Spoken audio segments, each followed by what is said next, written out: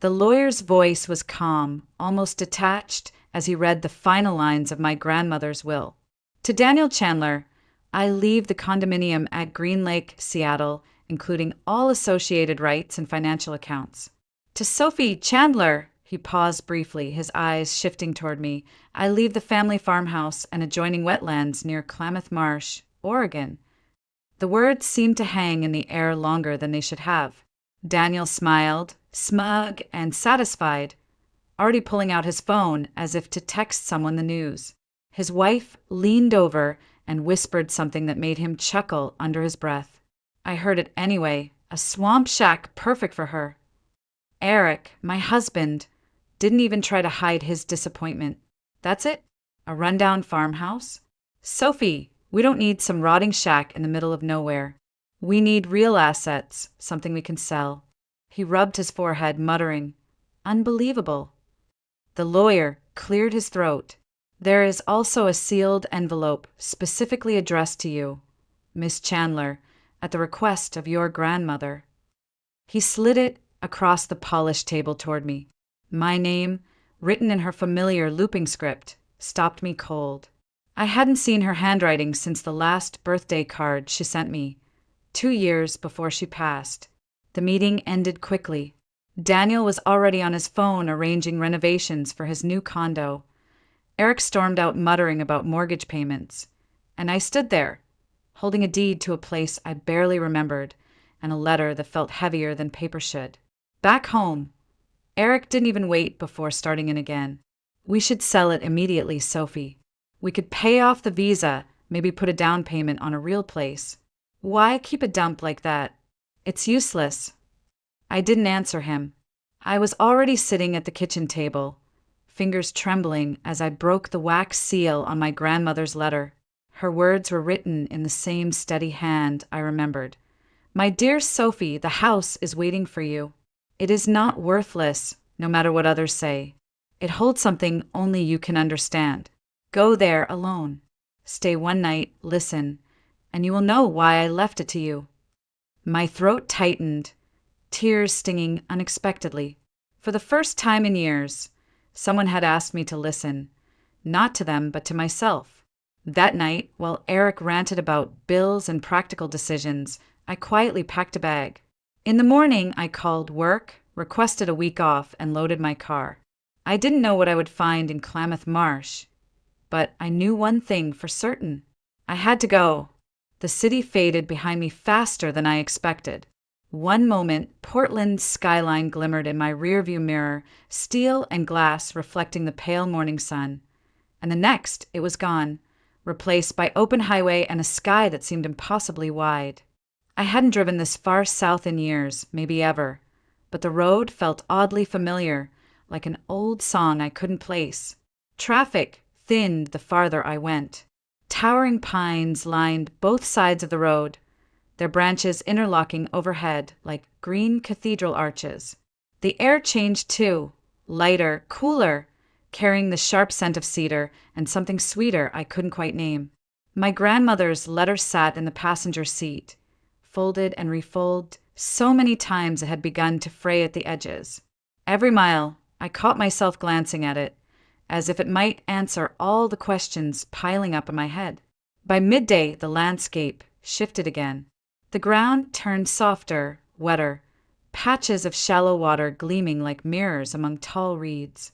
The GPS had lost signal 10 miles back, leaving me to follow the kind of printed map I hadn't used since college.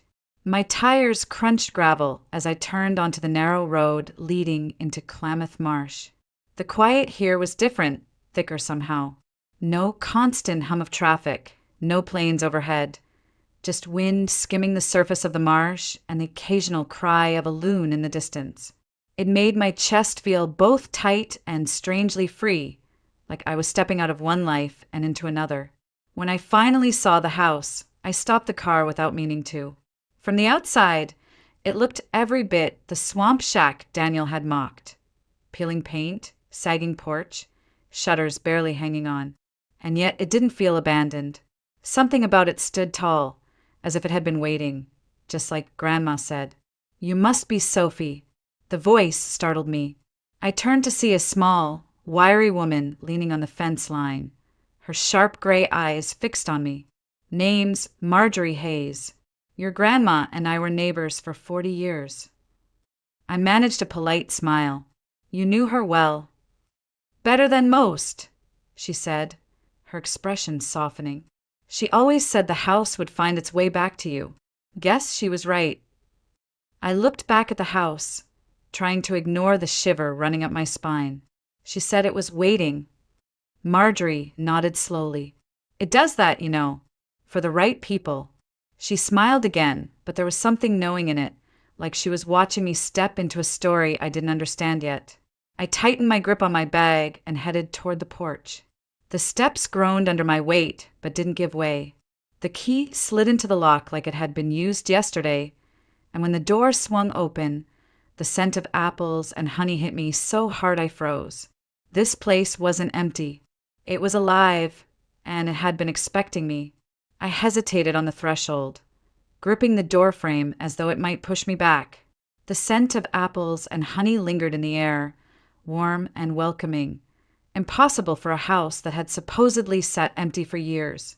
My boots tapped against the hardwood floor as I stepped inside, the sound oddly muffled, like the house didn't want to echo.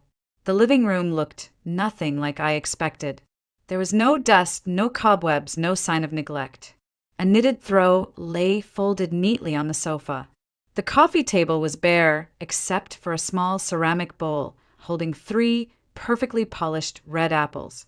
A brass clock on the mantel ticked softly, as if someone had wound it that very morning. I caught my breath. Hello. My voice trembled slightly, ridiculous as it sounded, but part of me expected an answer. Silence, warm, unthreatening but very present. I walked toward the kitchen, my eyes scanning every surface. The counters were spotless, the sink dry, and on the table sat a loaf of bread under a linen cloth. Steam curled from its edges when I lifted the cloth, like it had just come out of the oven. I touched the loaf with my fingertips. It was warm. Okay, that's not possible, I whispered.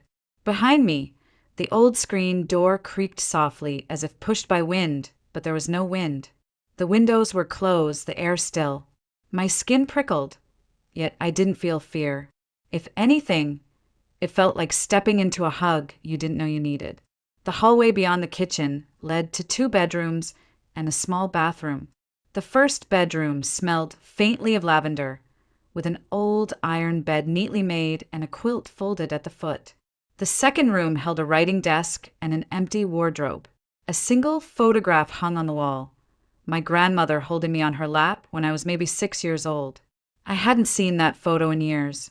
I stopped and stared at it, my throat tightening. She'd kept it here in this room, waiting. The house groaned softly, as old houses do, but there was a rhythm to it, like a contented sigh.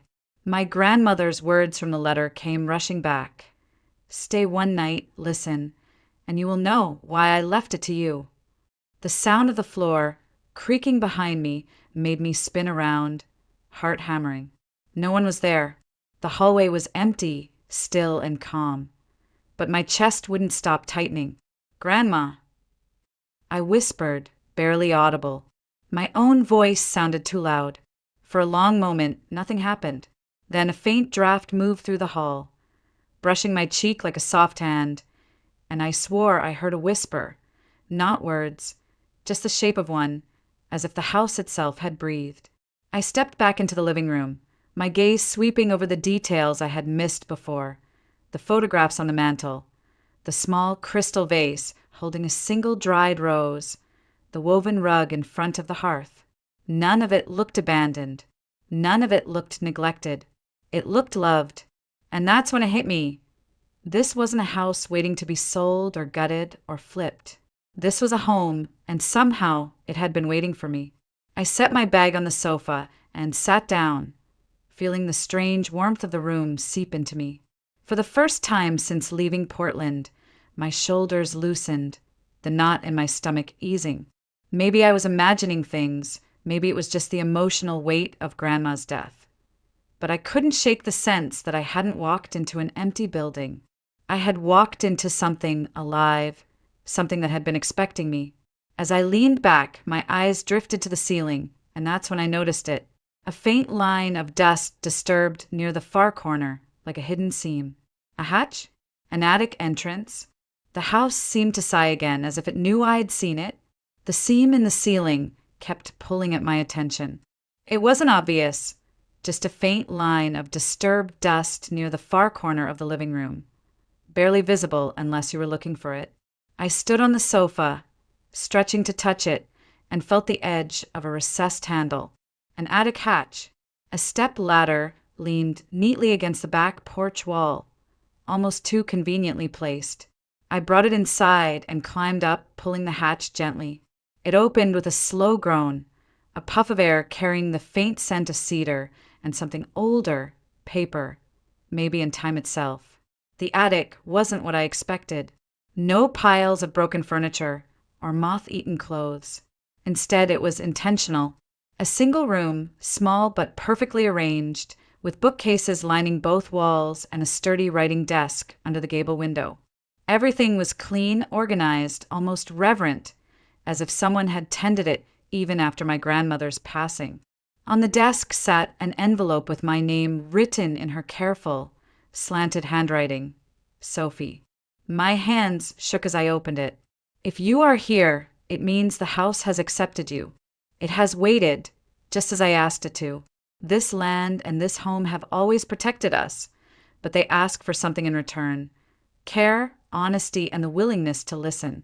There are those who see only what they can take, but this place will show you what it truly is. Trust it, Sophie. Trust yourself. This room is now yours. Use it well. I pressed the letter to my chest, the paper soft and warm from my hands, and sank into the chair. The drawers beneath the desk were locked, but a small brass key was taped to the underside of the writing surface. I used it to open them and froze. Inside were deeds, maps, and old journals. The property wasn't just the house and 25 acres mentioned in the will. It was hundreds of acres, wetlands, old-growth forest, and, according to one survey, mineral rights buried deep beneath the marsh. I flipped open one of the journals, the pages yellowed and fragile, but the handwriting still bold. It belonged to my great-grandmother. She wrote about the boundary, a place in the marsh that was never to be disturbed, and the family's role as its guardian. There were sketches of ponds marked with strange symbols, notes about rare wildlife, and warnings about outsiders seeking what lies beneath. Another folder contained photographs, black and white images of men in suits standing at the edge of the marsh, holding maps, their faces obscured by hats. On the back of one photo, my grandmother had written, "They never stopped trying." I sat there, staring at the evidence of a history I never knew existed. My family had been fighting to protect this land for decades, maybe longer, and now it was my turn. For the first time since she died, I felt like my grandmother was right there with me, her presence woven into the wood and walls, urging me to stand firm. The house creaked softly behind me, like an old friend shifting its weight. I whispered into the empty room, "I'll take care of it, Grandma. I promise." A warm breeze, impossible for a sealed attic, brushed my cheek, and the small gable window rattled lightly as if in answer. This wasn't just a home anymore. It was a responsibility, and maybe even a legacy. The first night, I slept in the front bedroom, the one that smelled faintly of lavender. I expected it to feel cold, lonely, maybe even a little haunted.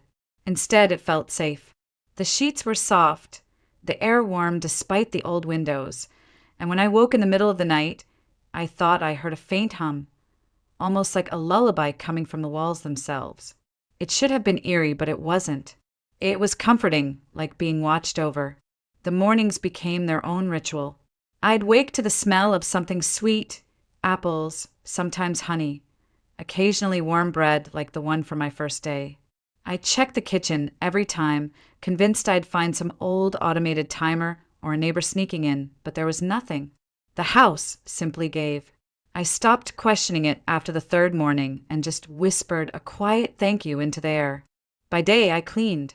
Not because the house needed it, it was already surprisingly immaculate, but because I wanted to know every inch, every detail. The more I touched, the more I noticed little things: a hidden heart carved into the banister, initials etched under a windowsill, notes my grandmother had left in small, almost secret handwriting like, "Plant mint here, it keeps away ants," or "Watch for owls in the east tree." This was more than a house. It was a story. The yard took longer. The fence out back had sagged from years of rain and neglect. And that's how I met Luke Dawson again. He pulled up in an old red pickup, climbed out in work boots and a faded flannel shirt, and said, "You planning to wrestle that fence into shape on your own?" He smiled, kind but cautious, like someone who'd learned not to overstep. "I was trying," I admitted, holding up a hammer that probably wasn't meant for fence posts. Luke chuckled. "I'll bring my tools by tomorrow.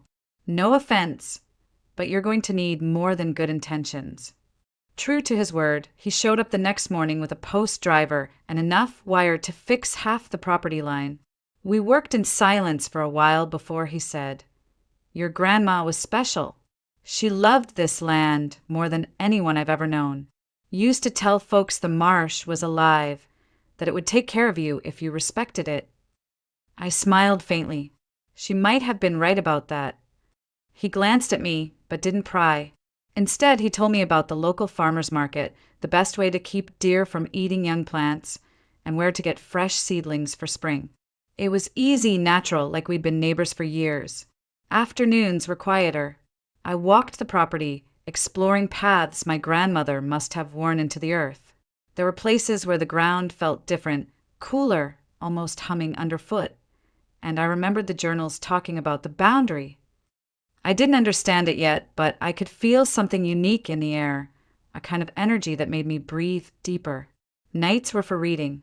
The attic journals became my obsession. I read about seasons when storms nearly wiped out the marsh and how my family fought to keep the land safe from developers decades ago. I read about rare plants and migrating birds, even notes about mineral deposits that apparently made the land so valuable to companies like Cascade Resources. My grandmother had written one line, bold and underlined, "Never sell, never surrender it." Those words became a mantra in my head. For the first time in years, I felt purpose, not as someone's wife or someone's sister, but as myself, standing exactly where I was meant to be. On the 5th day, I woke to find a basket on the porch. Fresh vegetables, eggs, and a jar of golden honey. A small note read, "Welcome home. Emash." I smiled, knowing it was from Marjorie. That night, she came by in person, bringing a stack of old recipes my grandmother used to love. "She always said you'd come back one day," Marjorie said, her eyes shining. "And she told me to tell you, don't be afraid when the house talks. That's just its way." I laughed nervously. "You're saying it's alive?" Marjorie shrugged like it was the most ordinary thing in the world. "Maybe not like you and me, but yes, in its own way." Later, lying in bed, I heard a soft creak from the hallway, then the faint smell of apple pie filling the air. I whispered, "Good night, Grandma, and thank you." The shutters rattled gently, even though there was no wind. This wasn't just healing, it was transformation. I hadn't realized how broken I'd been until the house, the land, and even these neighbors began stitching me back together, piece by piece. It started with a phone call. I was kneeling in the garden, hands deep in rich soil, when my cell phone buzzed with a number I didn't recognize. I hesitated, wiped the dirt on my jeans, and answered, "Ms. Chandler." The voice was smooth, professional, and unsettlingly polite. "My name is Victor Hale. I represent Cascade Resources. First of all, congratulations on your inheritance. We understand you've recently taken possession of the Chandler property near Klamath Marsh." I froze, my grip tightening on the phone. "How do you know that?" He laughed softly, a sound rehearsed enough to feel fake. "Public records, Ms. Chandler. We keep an eye on unique opportunities, and your property is one of them. Cascade is prepared to make you a very generous offer, well above market value, for the house and all associated land rights. I didn't even have to think. It's not for sale. There was a pause, long enough for me to hear the faint hum of an office behind him. Perhaps I wasn't clear. We're talking 7 figures, Ms. Chandler. Life-changing money. You wouldn't have to worry about bills ever again. No, I repeated, sharper this time. His voice cooled. These things, they tend to work themselves out, one way or another. Keep my card just in case. Click. The call ended. 2 days later, a black SUV pulled into the driveway. Victor Hale stepped out in an immaculate suit that looked like it had never seen mud, his smile a little too wide. "Ms. Chandler," he greeted as though we were friends. "May we talk?" I stayed on the porch, arms crossed. "You already called me. My answer hasn't changed." His eyes flicked toward the marshland behind me. "This land is unique, valuable. Companies like ours have the resources to make it thrive, to make it profitable. Holding on to something like this, well, it can be more trouble than it's worth." I didn't blink. "Get off my property." For a split second, something hard flashed in his eyes before he smiled again. "Of course, but do think about it. Progress doesn't wait for anyone." He slid a card into the porch rail and left without another word. That night, the house felt different. Not unsafe, but alert, like a dog pricking its ears at a strange noise. The shutters tapped against the siding despite still air, and when I checked the front door, the lock had engaged on its own. I whispered into the quiet, "It's okay. I'm not selling." The following morning, Luke pulled up in his truck, a coil of fencing wire in the back. "Heard Cascade's been sniffing around," he said, leaning on the porch rail. "Yeah, Hale came himself. Offered me 7 figures. Luke shook his head. "They've been after this land for years. Your grandma kept them out, but they don't give up easy. They'll try again, maybe through lawyers, maybe by sneaking survey teams in when you're not looking." He was right. That evening, I caught 2 men in reflective vests near the southern fence line, pretending to be birdwatchers. When I confronted them, they mumbled something about public access trails and left quickly, their boots leaving deep ruts in the soft ground. By nightfall, things escalated. The old generator shed near the marsh had its padlock snapped clean, tools scattered on the ground. I called Luke, who showed up within 15 minutes, shotgun slung casually over his shoulder. "This is how they start, little intimidations to make you want to sell," he said. "But don't. You hear me? Don't give them what they want." I looked past him toward the marsh. The air seemed thicker, heavier, and then, for just a moment, I heard it, a faint whisper through the reeds, almost like words, though I couldn't understand them. Goosebumps rose on my arms.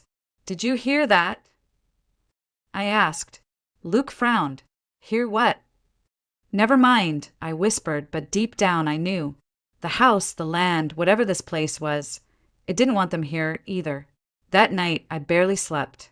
Every creak of the house felt purposeful, every shift of the wind deliberate. When I finally drifted off near dawn, I dreamed of my grandmother standing at the edge of the marsh, her hand raised as if warning me back from something unseen. I woke with a start, heart pounding, but strangely certain of one thing. Cascade Resources wasn't just after land. They were after something specific, and my family had known it all along. The days after Cascade's visit felt different, heavier somehow, but the house seemed determined to keep me grounded. Every morning, I woke to sunlight filtering through lace curtains and the smell of something faintly sweet, like honey warming on the stove. I stopped questioning it. I just whispered thank you and started my day. I poured myself into the land. The garden beds, neglected for years, became my therapy. I turned soil, planted seeds, and built trellises for tomatoes and beans. Luke showed up almost every afternoon, always with something practical in hand, a new rake, extra posts for the fence, even a weathered beekeeping manual. "Figured you might need this if you want to keep the hives running," he said one day, nodding toward 3 old wooden hives at the edge of the orchard. Your grandma used to sell honey at the farmer's market. Best stuff in town. I knelt beside one of the hives, listening to the faint hum within. They're still active. Barely. Need some work, but it's doable. Bees don't just up and leave when they've got a good place, kind of like people. He smiled, small and shy, then bent to tighten one of the fence posts. We worked side by side often, rarely needing many words. Sometimes we'd share lunch on the porch, fresh bread, eggs from Marjorie, and coffee strong enough to wake the dead. In those quiet moments, I learned pieces of Luke's story, how he'd grown up here, how he'd lost his wife to cancer 5 years ago, how he almost sold his vineyard until he decided to fight for it instead. Land's more than dirt, he said once. Gaze on the marsh. It's memory. It's roots. You give up on that, you give up on yourself. His words stuck with me because that's exactly what I'd been doing. Living in a life that never fit, clinging to a marriage that had stopped loving me long before I admitted it. The house seemed to know. It embraced me in small ways. A breeze through the kitchen when I was about to cry, the faint smell of lavender when I couldn't sleep, the shutters rocking gently on windless nights like a lullaby. By the second week, I had started going to the local farmer's market, just like Grandma once had. People remembered her. They welcomed me like an old friend rather than a stranger. I sold jars of the honey still stored in the pantry and baskets of early vegetables. Your grandma always said this land had a way of healing folks, one woman said, holding a jar of honey to the light. Looks like it's healing you too. And it was. Slowly, I stopped looking over my shoulder for Eric's texts or Daniel's smug phone calls. I stopped checking my email like my life depended on work deadlines. Instead, I woke up thinking about the weather, soil moisture, and which seedlings needed repotting. My hands grew calloused, my arms stronger, and my heart lighter. One evening, I sat on the porch with Luke, coffee mugs in hand, watching the sun melt into the marsh. The sky burned orange and gold, and the frogs were already singing. "You've changed," he said suddenly. I laughed softly. "In a good way. In the best way. You look like you belong here." For a moment, I didn't know what to say. I just nodded, staring at the house silhouetted behind us. It feels like the house wants me here, like it's been waiting. Luke didn't flinch. That's because it has. Some places choose their people. That night, as I lay in bed, the house gave a soft, almost affectionate groan, the floorboards sighing under no one's weight. I smiled into the dark. Maybe Grandma was right. Maybe this place was alive and it had chosen me. It started with a letter slid under my door. The envelope bore the Cascade Resources logo, sharp and metallic, like it wanted to cut me. Inside was a notice. They were filing an expedited purchase order through an old land use loophole, claiming the marsh was of strategic development interest. My stomach tightened. I called Luke immediately. "They're trying to take it through some kind of emergency order," I said, pacing the porch. He arrived within 20 minutes, face hard. "That's how they work. Apply pressure until you give up. But they don't know who they're dealing with." He glanced toward the house. "Your grandma kept something for exactly this kind of fight, didn't she?" I led him to the attic. We spread deeds, maps, and journals across the old desk. One document in particular stood out. A conservation clause, decades old, signed by state officials classifying large sections of the property as heritage land. "This means no one can touch it," Luke said, eyes bright. "Cascade's bluffing. With this, they can't even put a shovel in the ground." We brought the papers to Peter Grant, the local attorney who had handled my grandmother's estate. He flipped through the documents and smiled slowly. "This is airtight. Sophie, this land isn't just protected. It's sacred, legally speaking. Cascade can't touch it, and if they try, we can take them apart in court." That night, Victor Hale returned, this time with 2 men in matching suits. They didn't smile as they walked up the porch. "Ms. Chandler, we need to talk," Hale said, his tone cooler than before. "You're about to enter a legal battle you can't win. Think about what this will cost you, financially, emotionally." Take our offer and walk away clean. I set the conservation documents on the porch rail between us. You're trespassing, I said evenly. And these papers mean your legal battle is over before it starts. Walk away, Hale. His jaw tightened, his carefully rehearsed mask cracking for just a second. You're making a mistake. No, I said, my voice steady. The mistake was thinking you could bully me. My grandmother fought you and so will I. This land isn't for sale. Ever. Behind me, the shutters slammed shut with a sharp crack, though there wasn't even a breeze. Hale flinched, one of his men stepping back instinctively. For the first time, they looked unsettled. Luke stepped onto the porch then, tall and unyielding, shotgun slung casually in one hand. You heard her. Get off this property. Hale didn't argue. He turned, stiff-backed, and climbed into the SUV. Gravel spit from the tires as they sped off. 2 weeks later, the case Cascade had filed was dismissed without a hearing, thanks to the Heritage Clause. Worse for them, an environmental watchdog picked up the story, and suddenly Cascade had bigger problems than me. Hale sent no more letters, no more offers. They were gone. Eric called out of nowhere, voice slick and too familiar. Sophie, I heard about the land's value. We could still work something out, maybe start over. I laughed, a sound sharp and real. You didn't want me when I was nothing. You don't get me now. I hung up, blocked his number, and for the first time in years, I didn't feel guilt, I felt free. The following weekend, Luke and I stood at the edge of the marsh, watching cranes lift from the water as the sun bled gold across the horizon. You did it, he said softly. No, I whispered, looking back at the house, its windows glowing warm like eyes. We did it. Me, Grandma, even the house.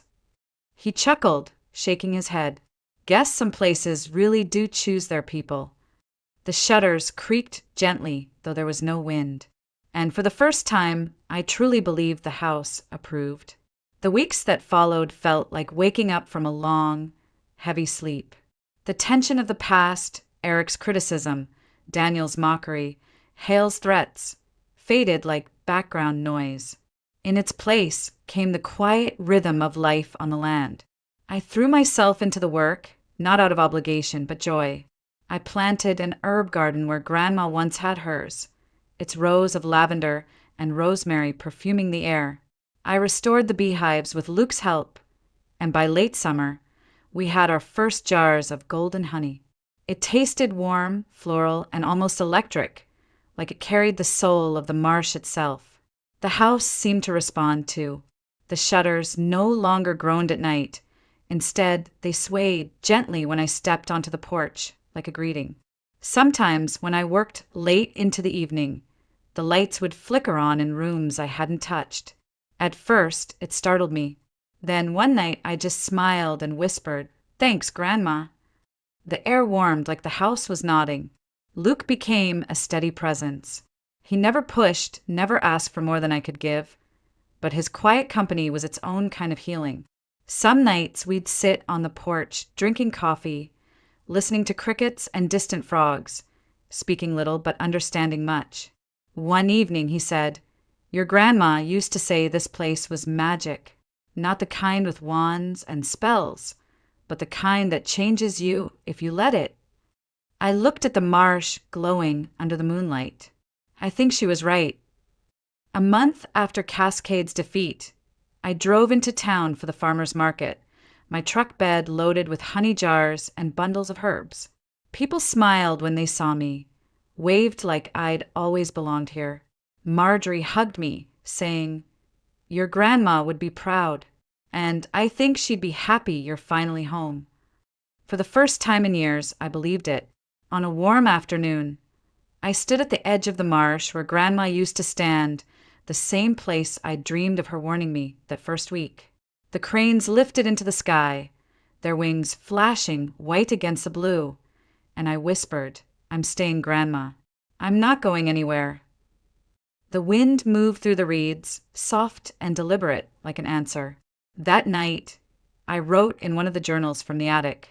My entry was simple. Today, the house chose me back. When I closed the book, The shutters creaked gently, and I felt that same strange warmth wrap around me. I wasn't just surviving anymore. I was living, breathing, belonging. This house had been mocked, devalued, even threatened, but it had endured. And now, so had I. When Luke joined me on the porch later that evening, handing me a steaming mug, he smiled in that quiet, sure way of his. So, what now? I looked at him, at the house, at the marsh glowing under the last light of day. Now, I start over. For real this time.